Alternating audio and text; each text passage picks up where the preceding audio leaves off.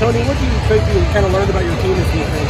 I think this is close to simulating an SEC weekend, and I think we learned some good things and some bad things.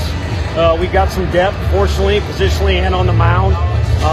Bringing some guys along slowly on the mound, too. I think the depth will increase once we get guys, stamina built up a little bit, pitch count, all those things. Also, it's an emotional team, and I think that brings them close together, and it helps us in certain situations, but it can also hurt you if you don't control that emotion. With Blade out, obviously Drew and Chase are going to have to step up this year. Both of those guys I thought on the big stage this weekend were outstanding. Your thoughts on Drew today? Yeah, if you're talking about like step up, as far as fill a role or rise to the challenge, not worried about those two guys at all. They're different freshmen. I'd say they're even a little more advanced than Blade in just their routines and their professionalism, and Blade was excellent. Now, all three have really good stuff, and you can rank them however you want, but I think they've got good enough stuff to compete for us. But overall, I think they're mature for freshmen, and they know how to compete the right way and go about their business, which is incredibly important for pitchers with their routines. Speaking of freshmen, more today, it seems like a classic example of guys just really taking advantage, taking the bull by the horns of the opportunities he's given. Yeah, we've had other guys too. Jared Dickey, it's a catch-22. A coach gives you an opportunity. You can't be squeezing the heck out of the bat. If I don't get a hit, I'm not going to play again. But in the same way, you got to go about your business that kind of takes advantage of the opportunity or seizes the moment. And we've had several guys do that. But Beamer did it from day one when we gave him the ball on Sunday. We were TBA the first weekend. And again, even though his pitch count wasn't built up to take us into the 6th or 7th, he's just got the presence and the approach that we're looking for. And if the results are up and down a little bit, we can roll with that. But again, he's got what you're looking for in a starting pitcher. Bats were more productive the last 2 days than on Friday night. Just what you see out of them the last 2 days. But I thought they were good against Hansen, and I don't like saying it because he's on their team, but no one's really done that well against them. And I thought we were in a position to score more than we did. And then when they went to their pen, again, our bats were competitive. We were having to play from behind.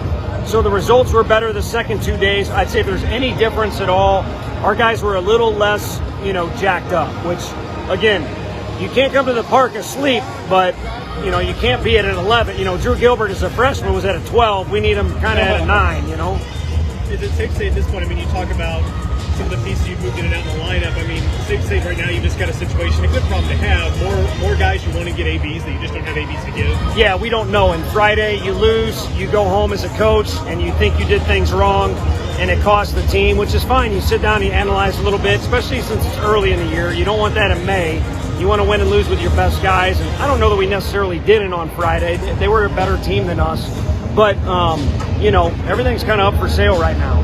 And again, we got guys seizing the opportunity, but I don't think the doors are shut on several roles for our team, which should be exciting for the guys when they come to the park for practice or game.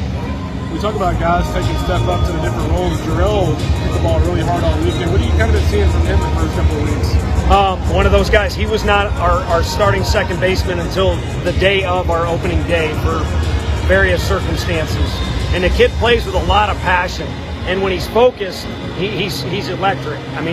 He's always loose. He loves playing baseball as much as any kid on our team.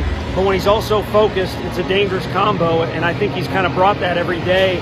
And again, as a hitter, you're not going to hit 1,000, but he's been a really effective for us at second base. And I know he thinks he looked like Javi Baez on that delay steal. Him and Russell did a great job on that because it was a great move by them, and we just happened to get the guy out. You learned anything about McLaughlin this weekend? Yeah, I think he's got a little attitude right now to him that he sees there's a role and he wants a better. And again, that's up for opportunities. So for him and some other guys. So I think he's the guy that we trusted last year, in several SEC situations with the game on the line. He just needs to go out there and let his stuff fly because it's pretty good stuff. And at times we've sat over here wondering, is he throwing with conviction or, how much is he getting after it? Not a kid that wears it on his sleeve, but the 2 times he got the pitch here on a very big stage, he was not timid.